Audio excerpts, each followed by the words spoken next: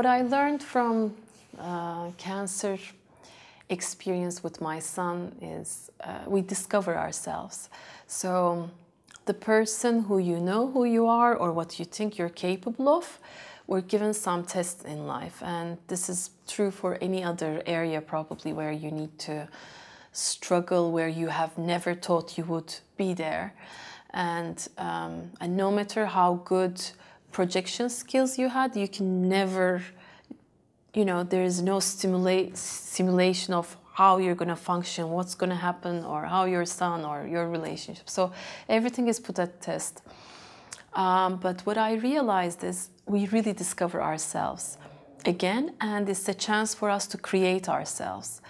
Every day, of course, some days you wake up and you cannot, you know, you say, oh, you know, there's no way. And you don't even know those days. Some days you have more reasons to be sad, but you feel stronger.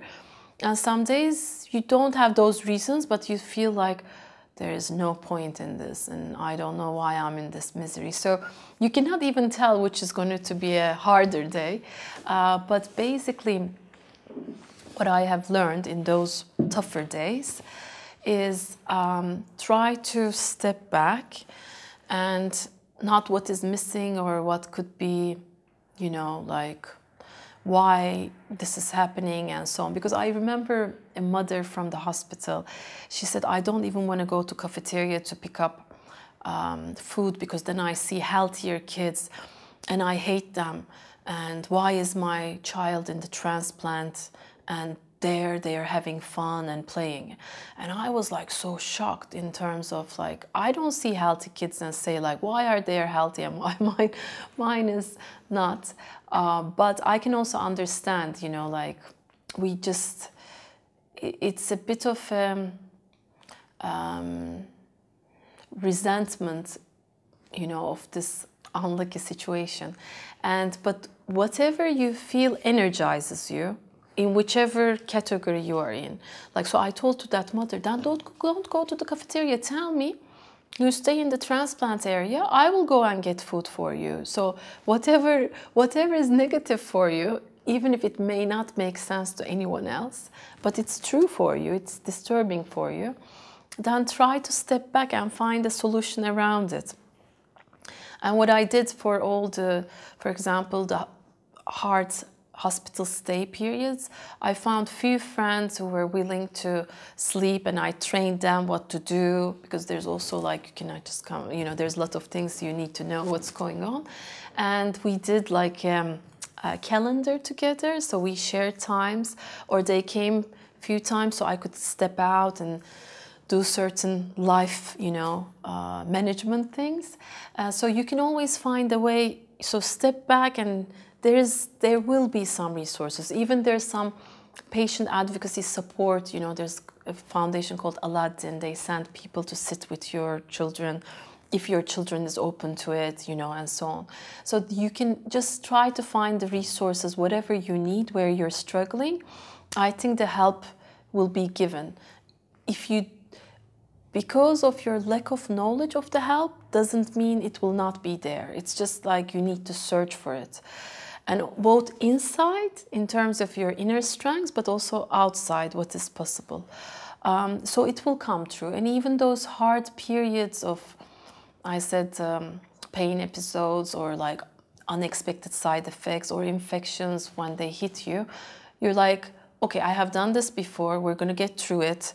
And, you know, you improve as you go.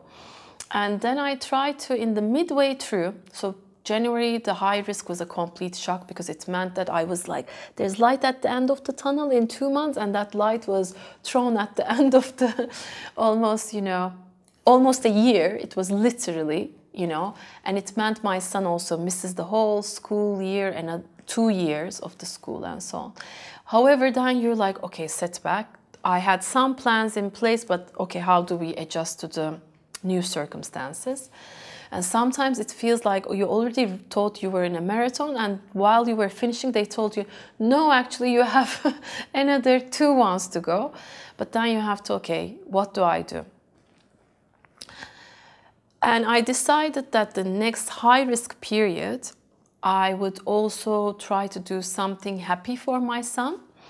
because his motivation was also now a bit shaken, because he knew now, you know, what the next 1 year is going to look like. You know, before, in the beginning, you don't know, so you cannot really tell, and you're going through. So I decided, okay, his big passion, his two big passions are Lego building, which could be done in the hospital, and football, which unfortunately cannot be done in the hospital, and for some time due to his muscle tone and immobility and so on.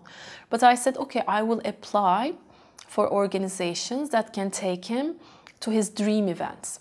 So I found organizations actually in Switzerland, 3 organizations that help kids to make their dreams come true, their wishes.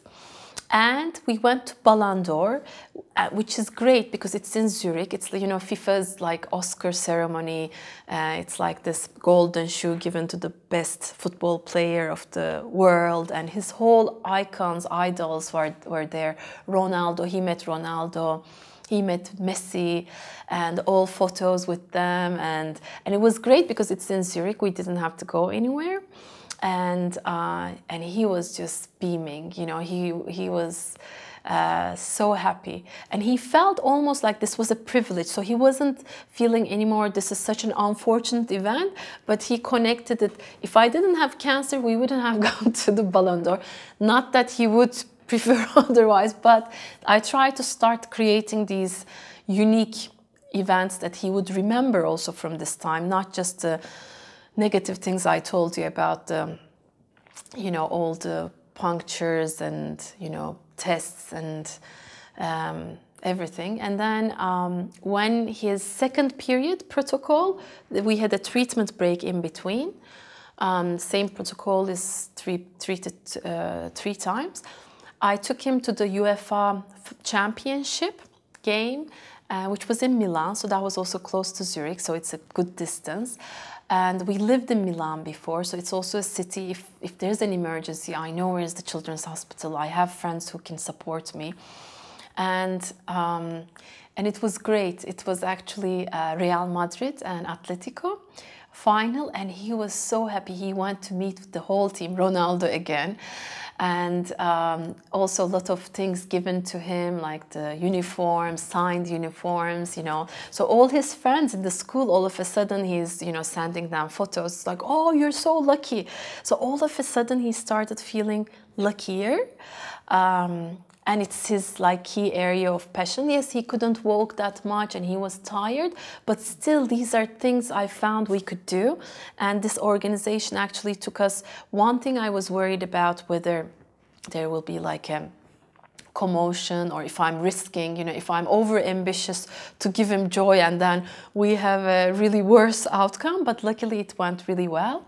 And then, because we're from Turkey and it was the European Championship, so I got, again, through some organizations, the tickets for Turkey-Croatia game in Paris and Turkey-Spain game in Nice. So we went on our own, and this time I'm like, okay, we're not with an, you know, proper, like, as protected of an organization. But, so before too, it was the Stern and Schnuppe for Ballon d'Or and Make-A-Wish Foundation for, and they arrange all our sort of logistics and so on. But this last 2 were on my own, finding people, you know, like, and so on. So I was like, am I crazy? Because it's Paris. So there's terror risk, there's strikes and hooligan risk, you know, like, and I'm only going with my son by myself, and look, I have never been to football games in my life before. I had 0 interest, so I don't even know where to enter stadiums and so on. But it was a great experience. Other than Turkish team lost, that's something I couldn't have planned for. But apart from that, I think my son was very happy to join to both 4 occasions. And then, and we now keep this a little bit, I will keep this not just for this, and it was something he looked forward to and keep like, so there are elements that he can, okay, I'm going to go through this and then we're going to go there and I'm going to go through this and, you know, so it's like those small happiness breaks, I call it. And actually I enjoyed it so much with my son, and if we didn't have this experience, I would have never thought about taking him really as a priority. And Lego part, every day from the hospital when somebody is covering him, I used to go and he would order the Legos. We built the Legos. We did actually Lego exhibition in the hospital, where all the nurses and all the doctors were super impressed because he did cities, he did amazing stuff. He loves Star Wars, all Star Wars, and he was explaining to everybody who comes for the rounds, look what I have done today, and they were like, oh, very interesting. So that was also a daily routine that we have. He has a new show, new piece, and he explains, you know, how it works, and they're like, wow. And every time he even like made how many pieces, so he's going through like every time bigger piece and more difficult and so on. So Lego, and this is something he could do where he's sitting and get excited about. Also, I think we're in a lucky stage of also sharing this video. We're in a digital age. And for children at the hospitals, this is a blessing. At home, for healthy children, this may not be a blessing because they're not as, let's say, active as they should be. They're more like a bit digital addicts, but at a hospital condition when you cannot leave your bed, this is perfect. And we did so many things, you know, we found videos together and played games with other people online, like quiz games, and so there's a lot of great things you could do. And he was, of course, he was milking the experience as well, because this is a period where you cannot say no to your child, right? Because you're thinking, oh my God, that might be his last wish. And what if I say no, you know, like, so you're like, whatever you need. And I love dogs, but because we had a very active and also travel heavy life, I haven't got a dog, and he always wanted a dog. And I said like, oh, it's not fair because I work and we travel a lot, it's not fair for the dog. And now he was obsessed about getting the dog. Mommy, I want the dog. And at that point, if he wanted a panda, I would probably fly to China and get a panda and come back, right? Like, so he's also milking the experience, and we were checking like what kind of dog he wants, where we can get when we finish with the treatment. So when he's not immunocompromised, which breeders are there, which breed we want, and so on. So these were some of the hope-inspiring next step things he can look forward to. I created. So that's something I could definitely advise for the parents and caregivers, both to do for yourselves, actively put on your calendar. Even if I didn't want to do any, like I felt like I couldn't walk, I said, okay, at least in every 2 weeks I will go to a yoga, or I will do just Pilates, because it was even just like 1 hour for yourself. You may not enjoy, but please put it, because otherwise you can become a vegetable yourself. And if somebody else is covering, whatever energizes you, sometimes to walk in nature. I love walking in forest. So, and we're lucky in Zurich, actually, it's easy to get into nature. Even if for 1 hour somebody's covering, I can go and have a half an hour walk, get fresh air, or go to the lake and, you know, swim or something. Find those activities that energizes you for your coping and for your loved ones. And I would love to hear your experiences, and if I could be of any help with my journey or my son's story, which is obviously still ongoing, and there are different chapters I can reflect, but definitely don't give up. And if this is, I always thought, if this is given to me, there's a reason for me to prevail, and we will come, both me and my son, we will come as better. Better meaning that I will be a stronger version of myself, and strong meaning also maybe empathy. Before, of course, I felt empathy for cancer patients, but now I know daily what they have to go through, and we're all connected in our journeys. And yes, it feels very lonely when you're alone in one dark room and you cannot sleep, and there will be a lot of times both, even if you want to sleep, you couldn't. Just think that you will make it. And I'm here if you need anything, if I can help you make that journey a happy one. you.